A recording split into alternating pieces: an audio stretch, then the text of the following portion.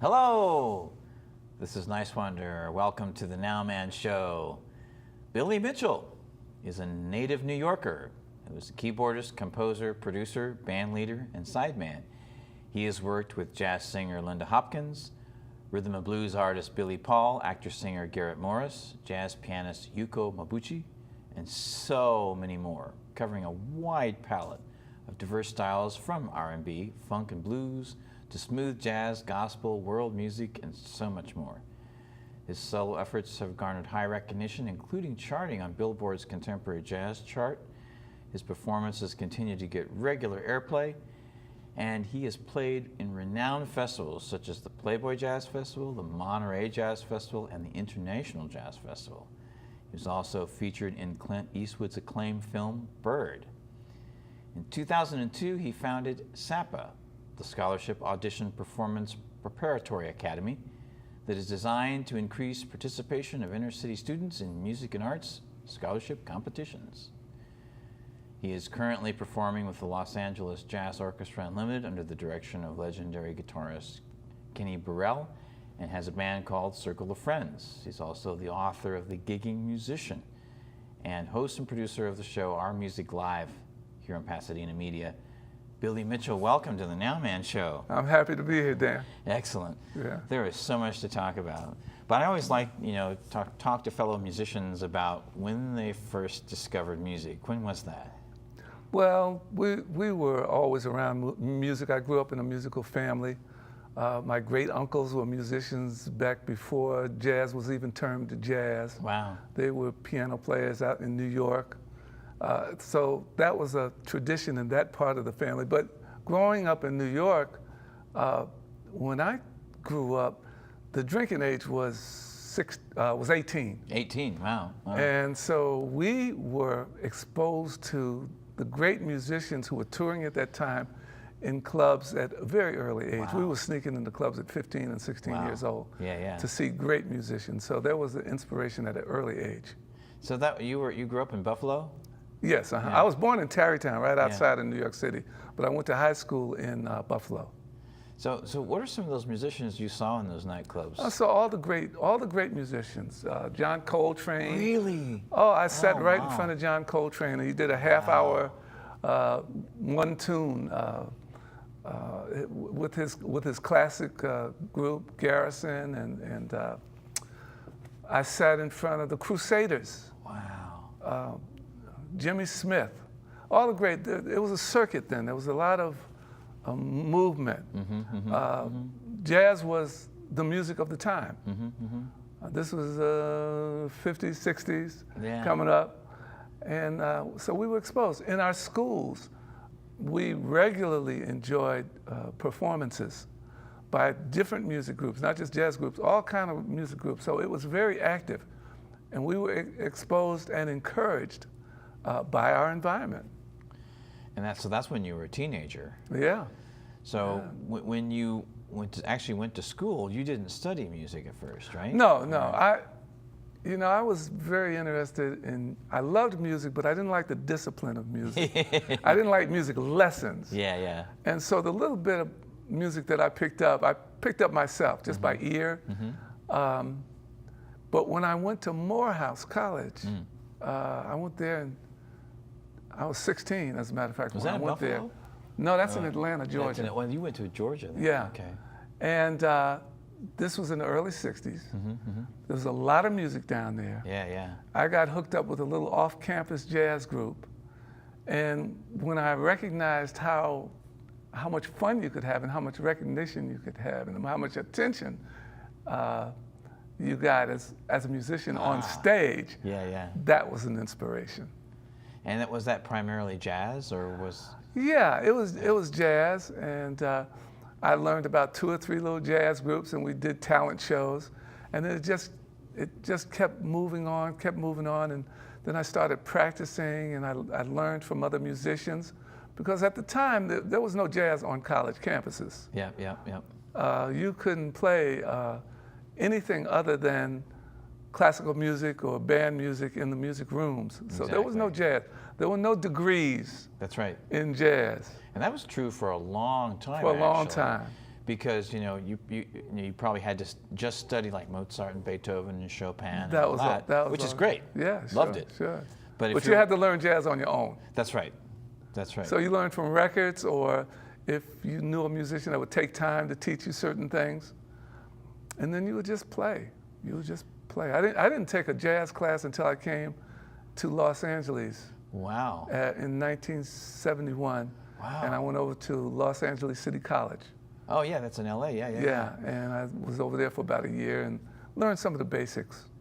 Well, that was Frank Zappa's alma mater. Yeah. They must have a really good music school. They always have. I don't know what they're doing now, but traditionally they've had a great music program. Yeah. So at that time, what was inspiring you? What artists were you really inspired by? Well, you were inspired by all the artists because you'd go to a festival and you could relate in different ways. You saw how different artists affected different audiences. Ray Charles, I saw Ray Charles had the whole place rocking in a concert. Wow. Jimmy Smith, Horace Silver was a great inspiration to me. The excitement. And these guys were changing the face of jazz. They were playing a different style. They were getting away from the traditional swing and initiating different styles. So it was very exciting. The 60s was a very exciting time for jazz.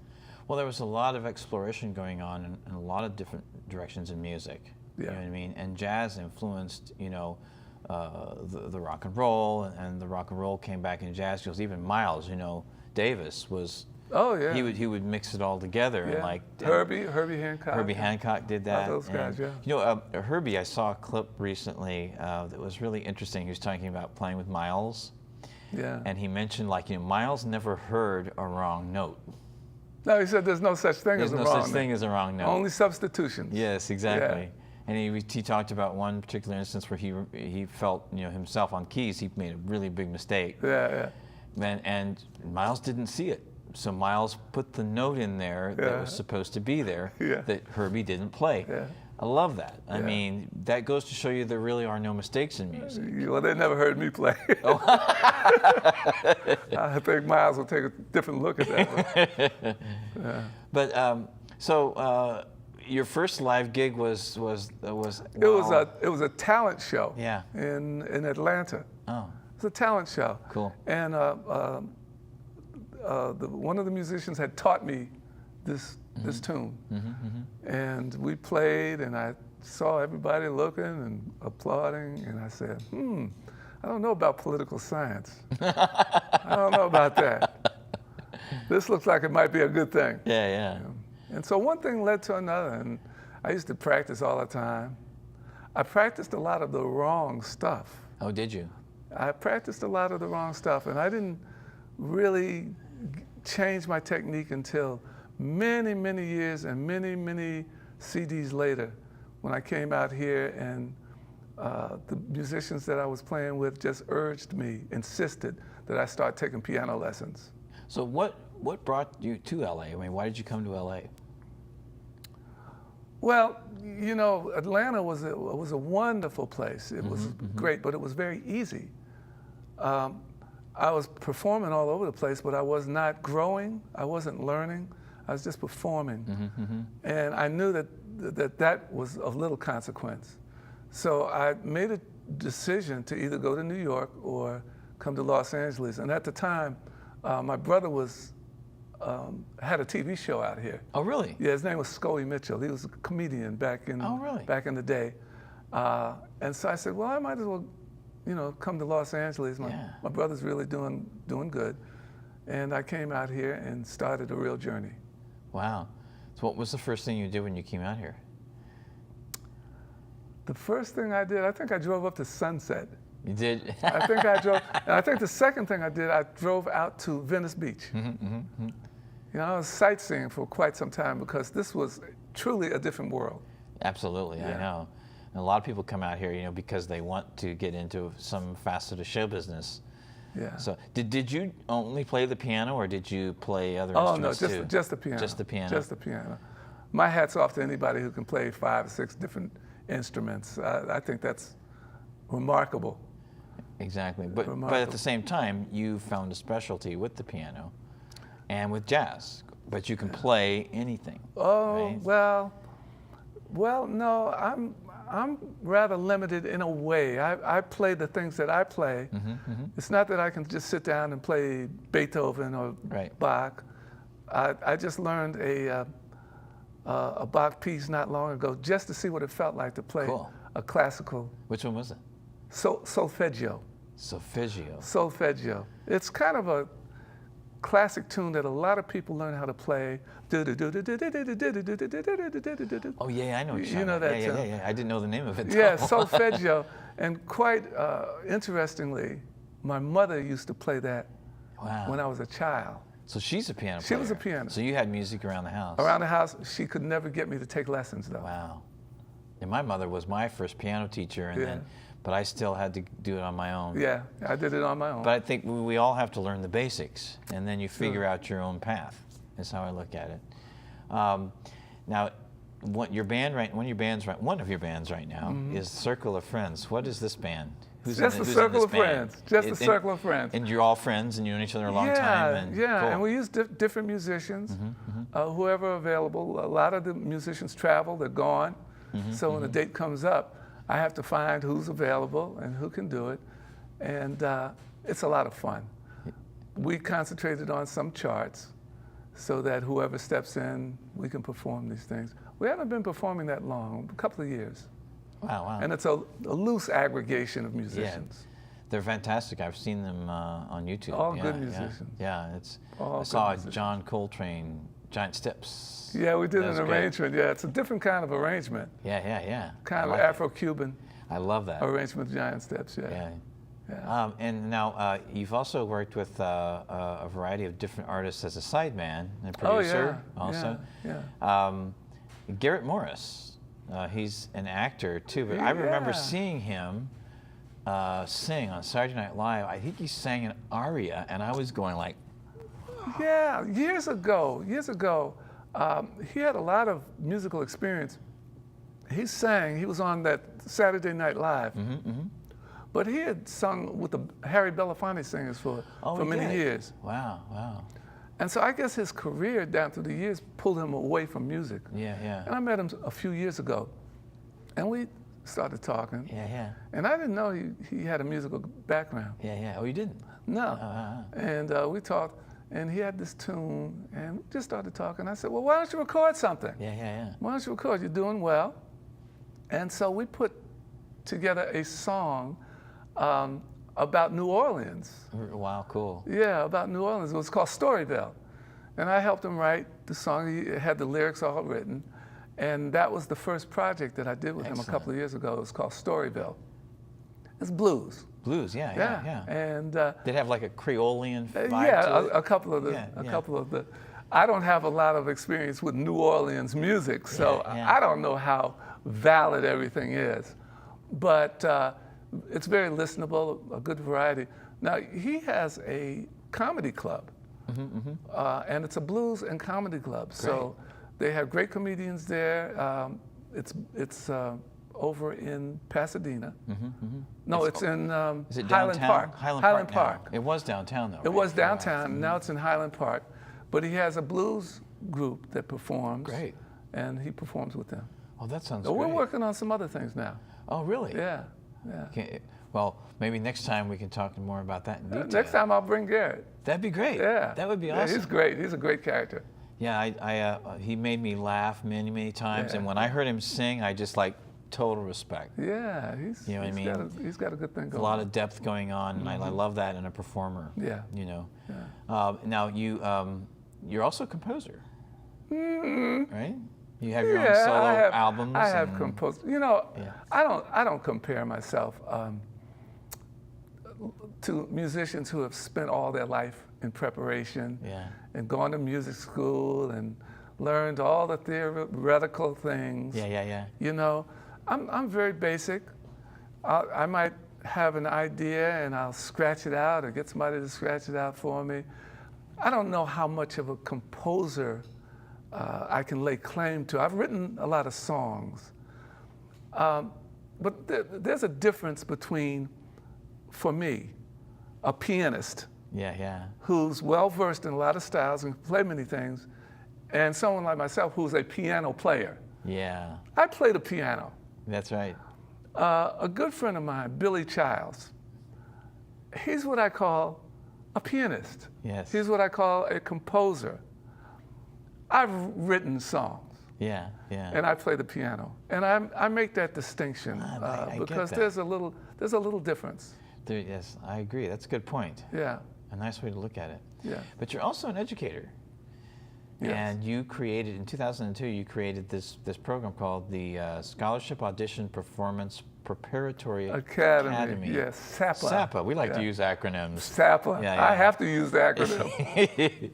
So it sounds like a very ambitious project because you've got all these workshops, you've got all these different musicians involved. Yeah, well, it didn't start out like that. Yeah. It started out as just a workshop to help mostly African American youngsters, but any youngsters, just to prepare to audition and to interview, just to prepare to help them express themselves and present themselves.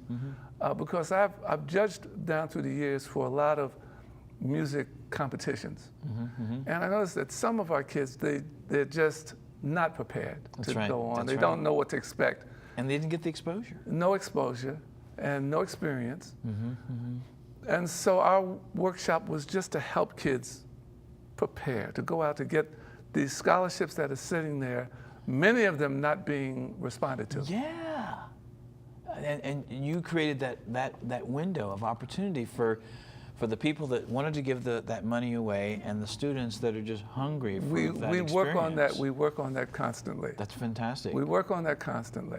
Because there's a little disconnect. There seems to be a disconnect in the community between the kids who are available and prepared to connect them with the available resources. Yeah. And so we developed the SAPA website, which was intended to help parents and youngsters identify these opportunities so that it wouldn't be a big search through the internet, but we have everything just lined out, and so that a child can go and find something that would be appropriate for their talent. And it's a great website too. It's organized very well. It's SAPPA, SAPPA.net. One day we're going to update it, but I don't know when. Well, it's very thorough and it's very we ambitious. We update the information, yes. Now, do you call yourself, when you work with that organization, do you call yourself a clinician? Is that the term? Well, I'm the director at this point. Yeah. I'm the director, and we have different artists that are clinicians in different areas, and then we have teachers. Yes. Because we've morphed into a music program. Wow, that's great. We provide free music instruction, keyboards and guitar, for the last 7 or so years at Victory Park here in Pasadena, Robinson Park, and Robinson Center. And so we're trying to eliminate this inability of a child to at least experience a music class. Yes. Just to gain the basics. We've tried to eliminate that because there's a lot of parents that cannot afford $40 or $50 or $60 an hour. That's right. For a music class. That's right. So we provide these workshops, and the child gets a chance to see if they are really interested in this. And then if they are, we recommend other programs so that they can take it further. So did you also call it the conservatory? No, that's in Watts. That's in Watts. So that's in Watts. That's a music conservatory. We call it the music conservatory because we're dealing with string instruments, and we're housed at the Boys and Girls Club, although we have 4 different locations now. Oh, great. And we provide string training. Again, it's free. Wow. A $10 registration fee for 10 weeks. Wow. We have some of the most wonderful teachers in the program, and we perform as the Watts Willowbrook Youth Symphony twice a year. Wow. Now that's in Willowbrook area of Watts, yeah. We're housed at the Watts Willowbrook Boys and Girls Club on 120th. Excellent. And how long has that been operating? We're going into 7 years now. Fantastic. How many students would you say have gotten some training of one kind or another, and from all of these organizations?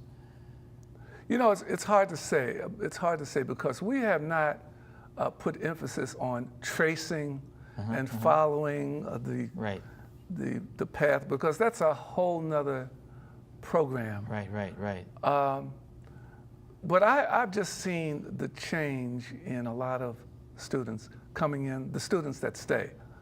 That's an issue too, especially in a underserved community like South Los Angeles, where transportation is an issue. The family support is often an issue. That consistency is very difficult to maintain sometimes. But we have introduced over 1,000 young people, I think. And right now, congratulations. we have on an average of around 75 kids that matriculate through the program. That's fantastic. Regularly.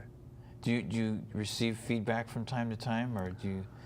Yeah, we do. Yeah. We do. We've gotten tremendous support from many of the foundations. And all those foundations are listed on our website. Some of the support that we have not gotten is from our own media. Oh, wow. Which I think does a disservice to programs that are trying to reach into the community and really touch the underserved kids that don't have the resources and don't have that information flow. There's a real lack of support, acknowledgement, exposure from the media, newspapers, TV. It's disheartening to me that it's so easy to get coverage when there's a crime committed. Right. But for the grassroots organizations that are really affecting change, not very much. Well, that's what we hope to address with this program here. Yes.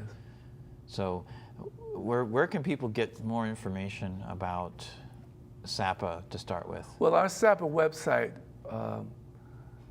is all inclusive. It gives the schedules, where, how, what, when, why, all the affiliated programs that we work with, our board of advisors, all of the foundations, everyone who has ever contributed to the SAPA program is listed on the donor page.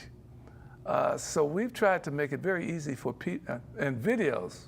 Yeah. We have videos of many of the presentations, of our fundraisers. We have videos of our concerts and recitals. Fantastic, and that's all on? All on SAPA.net. Fantastic.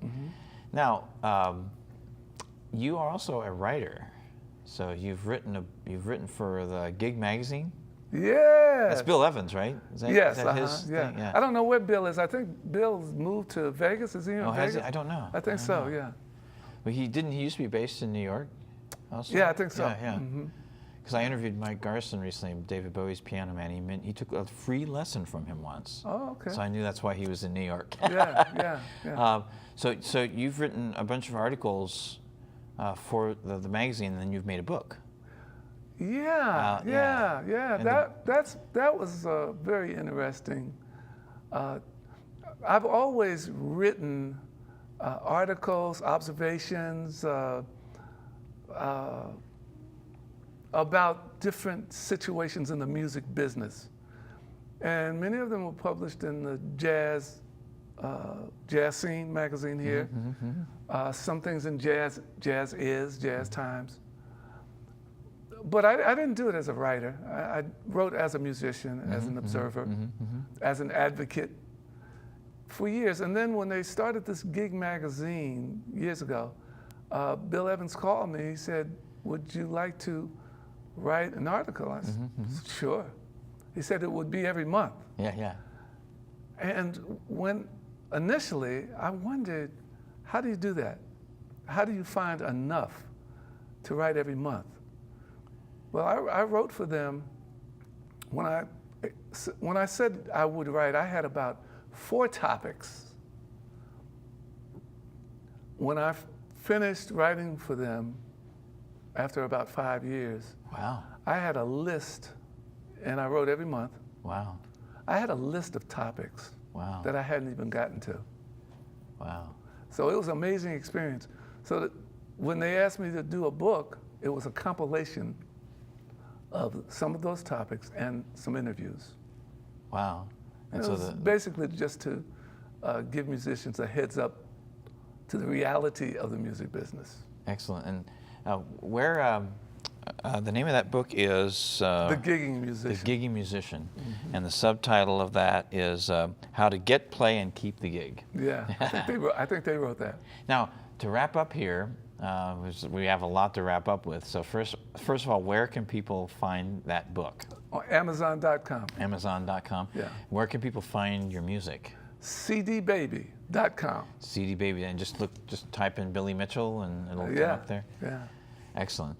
And now you've got some gigs coming up. Yes. We have Mother's Day, I'll be at Maverick's Flat, which is a historical site over on Crenshaw. That's this coming Mother's Day. We're going to start the Descanso Gardens series. I think that's the 9th of June. I'm not sure. Great, great. But we're going to start that. I'm going to bring my circle of friends Excellent. over there. And that's a wonderful venue. Yeah, Descanso Gardens is beautiful. It's very beautiful. Yeah. It's on a Thursday evening. Excellent. And then we'll be doing the Levitt Pavilion in, I think it's in July. Fantastic. Yeah. Thank you, Billy, for being on the Now Man Show. This is great. It was my pleasure. Oh, awesome. My This is pleasure. Niswander, and you're watching the Now Man Show.